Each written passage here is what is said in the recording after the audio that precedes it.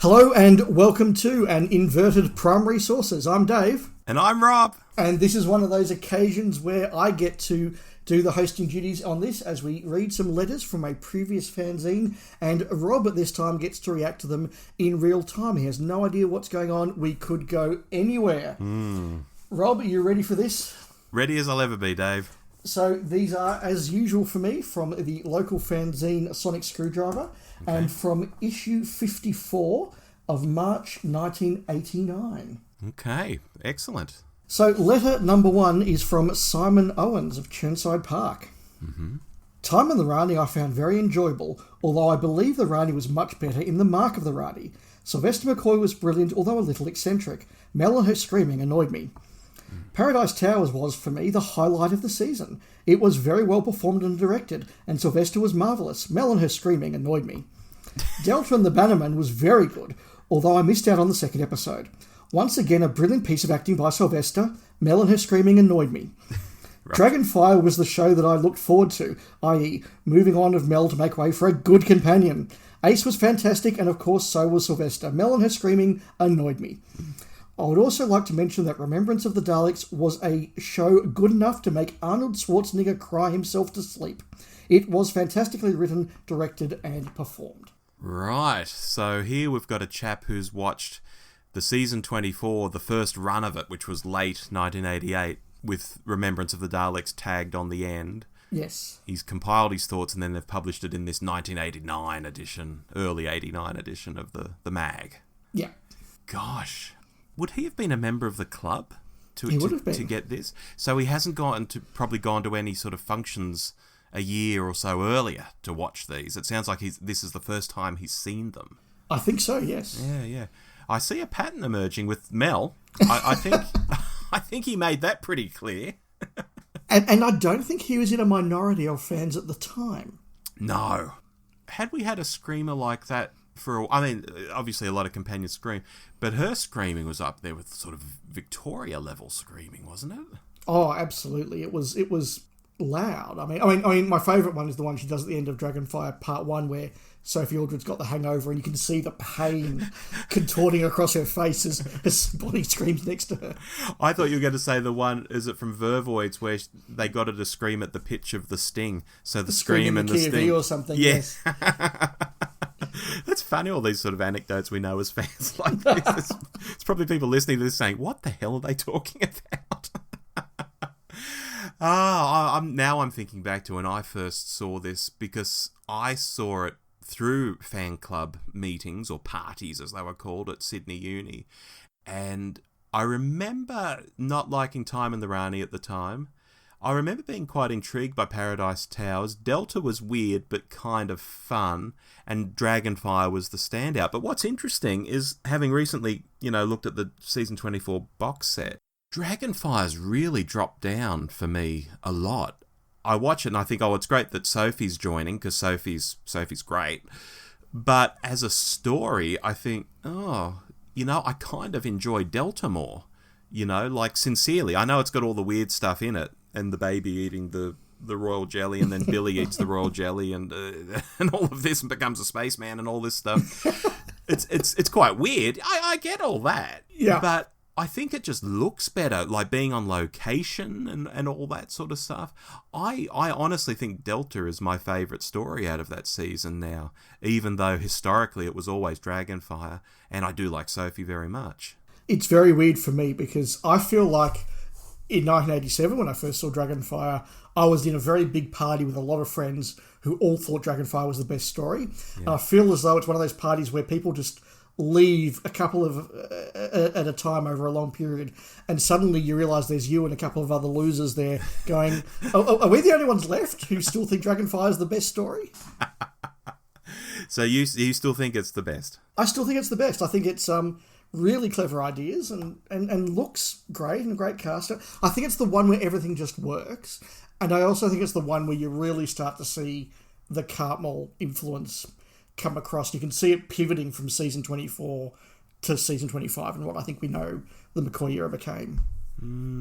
Yeah, see, I'd challenge that by saying, could you imagine Delta with Colin in it? Ooh, it would be very different. Yeah. Yeah, look, I see what you mean. I mean, they've both got that sort of off the wall Cartmel stuff there because you've got space tourist going to the 50s, Yes. and in the other you've got a villain who in his spare time runs a freezer centre. You know, they're both Ice World, yeah. Yeah, Ice World. Like they're both very wacky, out there, comic-y type things, which we think of with Cartmel. Although I think looking back at the McCoy era now, Delta does stand out as a very sort of one-off thing. Like, could you imagine Delta falling in the middle of the 4 stories of season 26? No. So it is like I think that's the only year that Delta could have been made.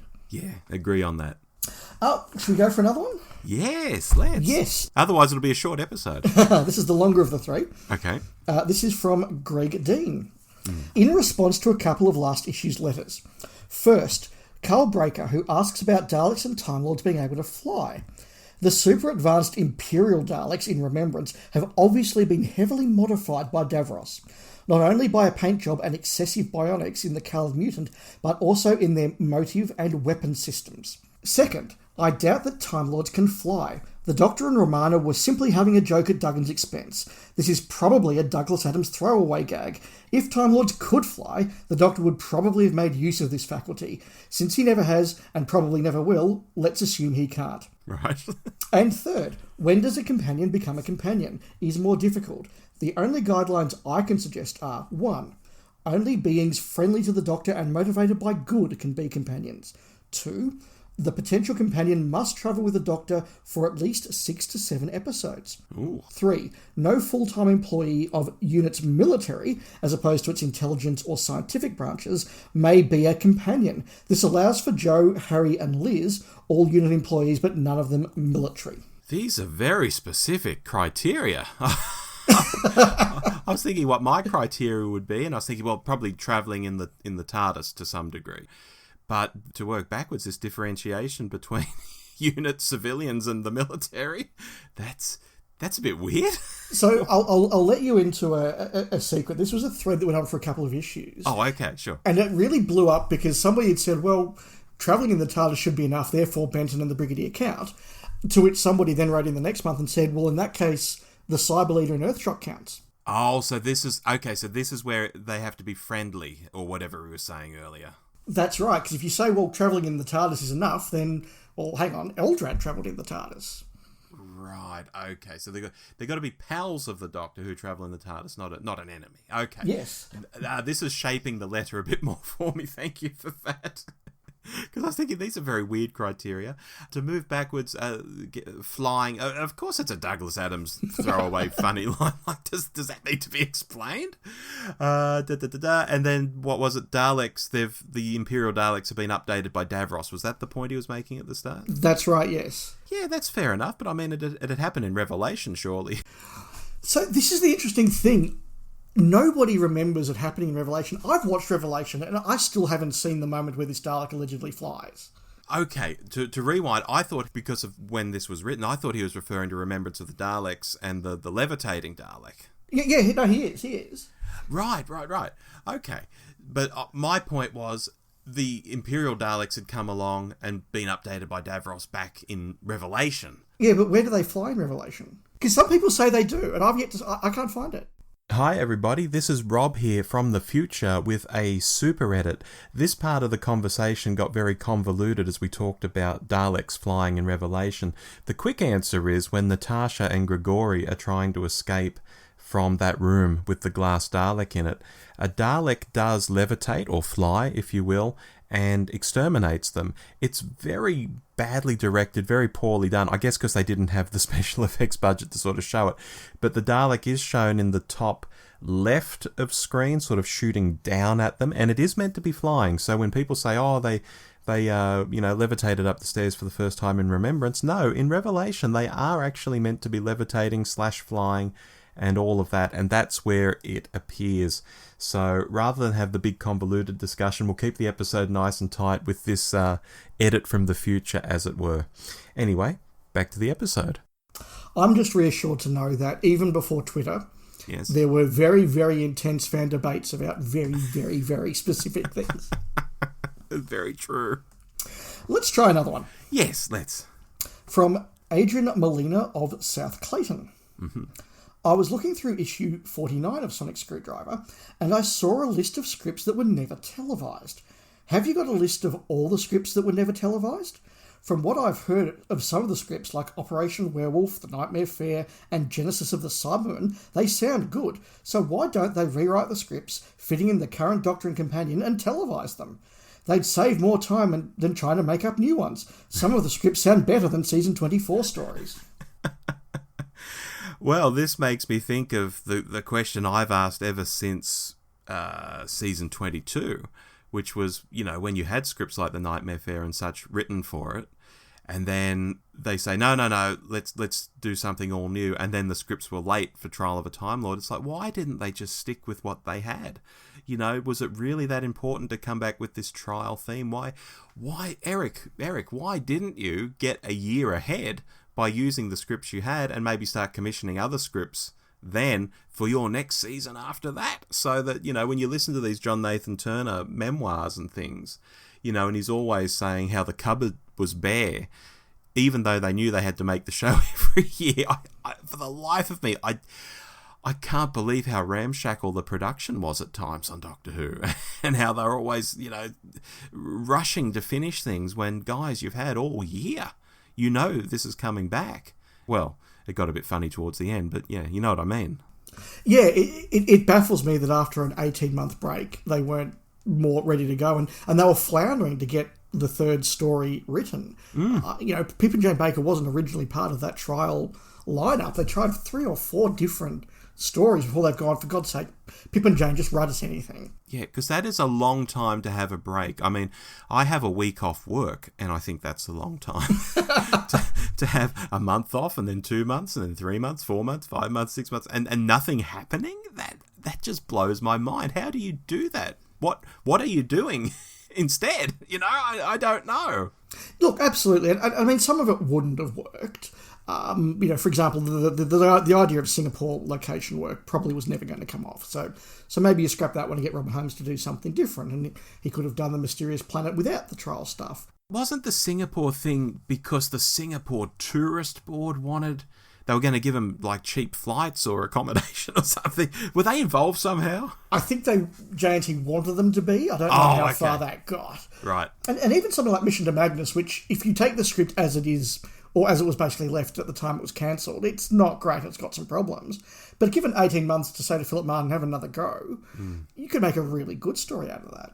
Yeah, well, look, you did okay with Vengeance on Varos, so, why not? Absolutely. I've got a 4th letter here. Would you like to hear it? A 4th letter? Oh, yes, this is rare. Let's do it. This is from Mark Smith of South Morang. Right. Do I know this person? I think you might. Right, okay. I write to congratulate you on the recent Cyber Show meeting. It seemed that people were enjoying the screenings of Cyberman stories, and Silver Nemesis went down well with the audience, although I hope you cut down somewhat on the number of videos being shown per meeting, as it tends to make people very antisocial. The 25th season was a dramatic improvement on season 24, but I do feel that Silver Nemesis was a bit of an anticlimax, what with the so-called Return of the Brigadier and the real reason why the Doctor left Gallifrey nowhere to be seen. Instead, we got a Time of Chaos theory or something to that extent. But it still goes to show that JNT can produce good Who when he puts his mind to it. Remembrance was just as good as Androzani, and Sylvester makes a good Doctor. Hopefully the cancellation, the sacking of Colin at Rambo Baker, and the general chaos of the show is all in the past, and the future looks brighter than ever. Well, hello, Mark, if you're listening. That letter has stood up pretty well, although I've got to say first, what's the Rambo reference to Colin? What's that about? I have no idea. Oh, okay. I thought there might have been an in-joke down there or something. If it was, I wasn't in on it. Right, okay, gosh. But no, that letter has stood up remarkably well. I think Remembrance is a wonderful story still, Is it as good as Andrew's? They're similar goodness. I wouldn't, split hairs on that. Silver Nemesis, yeah, it didn't really go anywhere, and we'd all sort of seen the story already in Remembrance. But it wasn't, I guess, the end of the series, although maybe at the point of that meeting, that was a Cyberman meeting, was it? Maybe they weren't going to show the next story, or... Yeah, from memory, I think they showed a bunch of Cyberman stories, like, very dodgy copies of the Moon Base and the 10th Planet. Ah. and then showed Silver Nemesis to sort of cap it all off. And then I think there was a later meeting where they showed Greatest Show and Happiness Patrol. Right, okay. Yeah, well, that sounds like a pretty good meeting. I would have enjoyed going to that one myself, being a Cyberman fan. Oh, I can remember going I would have been about 9, not even 9 at this point. And the idea that suddenly you could watch The 10th Planet, albeit a very multi-generation, very blurry copy, was incredibly cool. But what's also interesting for me, when we go back to the first letter we had, is that we've got, in that first letter, one fan who's clearly just watching the stories as they go out on the ABC sometime after the BBC. Yeah. And then you've got others who are going along to meetings and watching bootleg copies of Silver Nemesis weeks after they've been shown in the UK. And I think Mark's obviously seen the rest of season 25 as well, and was probably one of about 6 people in the club to have done so at that stage. Well, that's why I was saying with that first letter, this person, they're involved with the club, confirmed because they're getting the magazine, but they're seeing stuff like a year after other people would have seen it at the club, because that was always the great privilege of being in the Sydney club and obviously being down in there in the Vic club. To get those tapes sent across from the UK, they were like gold. Of course, we were sending them, Pertwee and Baker and stuff like that they thought was gold. Yeah. So it was a fair trade, when it comes down to it. That was the kind of thing that went on in those days. And I'm reminded of that documentary. Is it Sex, Lies and Videotape?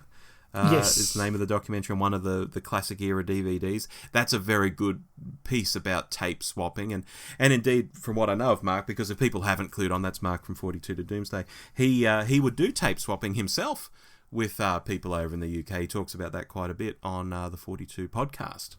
Yeah, absolutely. And so there was this sort of 2-tier thing. The exception, of course, being Remembrance of the Daleks, which was rushed out here in November 1988, and it must have only been a couple of weeks after it was broadcast in the UK that it was broadcast in Australia, as at the end of the first screening of season 24. Yeah, well, I always tell that story about being on the afternoon show. It was the week of the anniversary, so I guess, okay, that makes sense. So when Silver Nemesis was going out in the UK, we were seeing Remembrance. That's how close it was. Yeah, absolutely. That makes sense. And then other tapes sort of came in there because, thank goodness we did see Remembrance at the end of season 24 because it was a big upturn in quality. Whilst we can look back at season 24 now and see its strengths, at the time Remembrance was a real okay, this is a bit of a godsend, and I can remember watching Remembrance go out on a week, 4 weeknights in a row. I think it was Monday to Thursday that ended up going out. Yeah, and wanting to get home to see the next episode of Remembrance because I hadn't seen it at the club. It was I need to know what happens next. Who is that strange Davros-like voice in the corner? What is the Emperor Dalek? What is that little girl's deal? It was a really exciting adventure, and probably one of the last times I saw Who go out that way. What, in a nightly format like in that? In a nightly format, having not seen it at a club, because season 26 I saw most of at club meetings. Yeah. And then it was gone. And then it was gone. And you, Who, for a long time, I was watching torrents out of the UK ahead of the ABC screenings. Yeah, you're quite right. Isn't that interesting? Huh. Fantastic. Well, I'm glad we had that bonus letter because it was fun to hear from Mark, and I think there was some interesting stuff teased out there. It was, and look, Mark, we'll see in future issues whether the future of Doctor Who really was as bright as you thought it was, and J&T was doing as good a job as you said he was in 1989. What could possibly go wrong? Indeed. Well, thanks for that, and look, I'll see you in a couple of episodes' time. All right then. See you then, Dave. Bye. Bye.